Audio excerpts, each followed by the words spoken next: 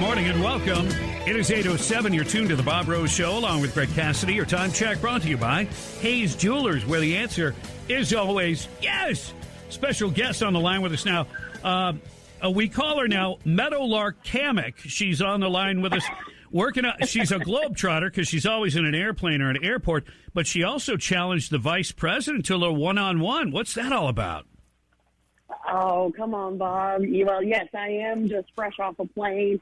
I'm headed to Washington to see our Gilchrist County children from the 5th grade safety patrol trip because Nancy Pelosi says they need a member of Congress to go into the nation's capital. And I wasn't about to let them miss that opportunity. So I'm headed back to D.C., and I'll be back in Gainesville tonight. But, last week we celebrated the 50th anniversary of Title IX, which is the women's sports initiative that has been around for, 50 years. And I happened to be at a press conference with some of our Olympic athletes who have missed out on qualifying for their events because biological males have stolen their podiums. And I was with some college and some high school athletes who are in that same position. So we were talking about this really important issue, and a reporter happened to show me a video of the vice president taking about 8 different shots before she could make a single layup. And they said, well, what do you think about that? I said, well, as someone who played basketball my entire life, I think she could use some work. And they said, well, would you be willing to help her out? I said, I'll do you one better. I'll challenge her to a one-on-one. And if I win, she has to go to the border. And it turns out that they asked her about it at a press conference in the White House, and she said, no comment. I thought for sure she'd say not today, but that's another line. So the G7 going on, and our president, Joe Biden, Americans are getting $5 a gallon gas, and he's promoting the Green New Deal like it's a brand new idea. He's kind of out of step. What do you think about the G7 overall? Listen, we have been doing this nation-building, one world order type of policy for far too long. And what we are seeing is if we're not taking care of business here at home, we're not in a position to be helping overseas. And look no further than the $40 billion we gave to Ukraine, of which, of course, I voted against.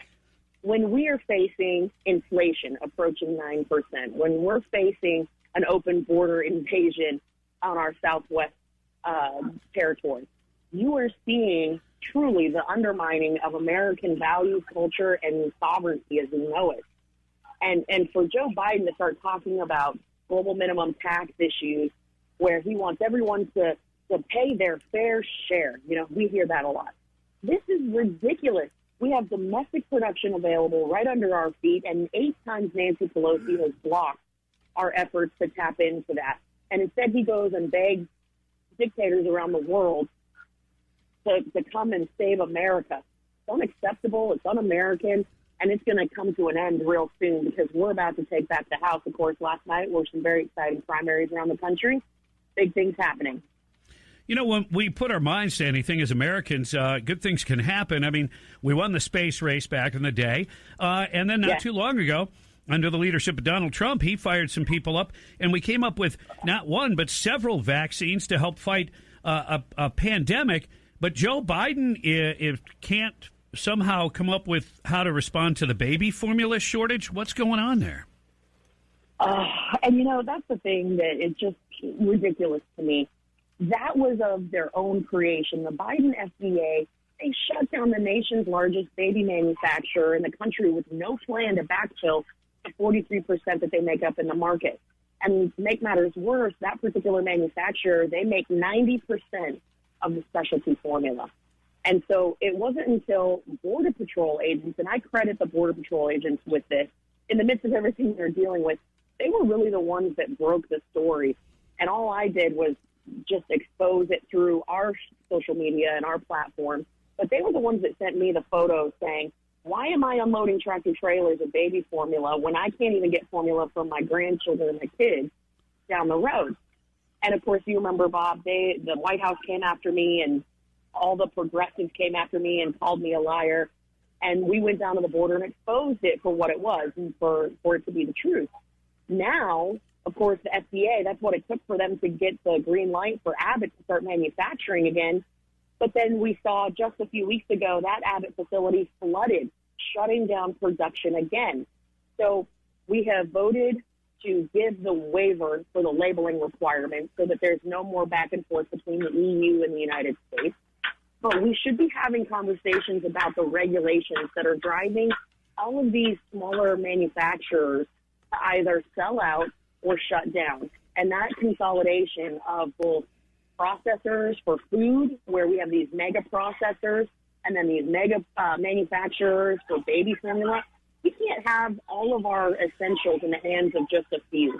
And so we've got to do some work in really tackling the regulatory and tax environment. Well, yeah, whatever happened to competition, the antitrust laws, American Standard Oil back in the day, the big one everybody goes to is Ma Bell. You gotta break it up. Yeah. We're going backwards. You've got ExxonMobil, you've got like 4 big oil companies. You've got one baby formula producer that produces 42% in one location. I don't understand why we don't force, because our food supply is so important. We have to force things to be moved regionally and say, no, you can't produce that high a percentage in one location. It goes against our national security. If people can't eat, there's going to be a problem. Well, that's exactly it. I think that we need to start thinking about food security as national security. And a great example, just the other day, I was touring one of the larger catfish operations that we have domestically. They, every 3 weeks, send 44,000 pounds of catfish to Gainesville, Florida. Actually, when I was driving home to Gainesville from Lake City last night, I caught the tractor trailer on the highway and took a picture and sent it back to the family farm that owns and runs that operation. And they were talking about the fact that over 90% of our seafood is coming from overseas, with catfish and shrimp coming from places like Vietnam. Do you know what they put in the river in the Mekong Delta and what these catfish and these shrimp are exposed to? I mean, they've run tests, and you're getting paint thinner, you're getting human feces, and not only is it disgusting, it's unsafe, but why are we not producing all that we need here domestically? We have every capability to do so. So we've got to focus on what we can do to really drive the narrative that food security is national security. We've got to get the government off the backs of our farmers and ranchers. We've got to get the government out of the way, and they've got to stop approaching every issue as a one-size-fits-all. The government keeps throwing money at a problem, hoping it goes away. In fact, it tends to exacerbate that issue. So we've got to just change the mindset in Washington. And I think we're making progress because we are really working on taking that no-nonsense, pushback, little softy and sassy attitude, and it's a little new to them. They don't know quite how to take us yet. Well, look, we wish you success. We hate to keep waiting for the midterms, and of course, then we're going to be waiting 2 more years for good leadership. Because under this administration, it's not that they're not capable; they just refuse to fix things. They want crisis and chaos, and you and I have talked about that before. So we got to outlast them, but we got to do everything we can in the meantime. And we will. Okay. All right. Congresswoman Kat Cammack, keep fighting the good fight, all right? Hey, I appreciate you guys more than you know. You have a great week, and we'll keep fighting. All right. Thanks.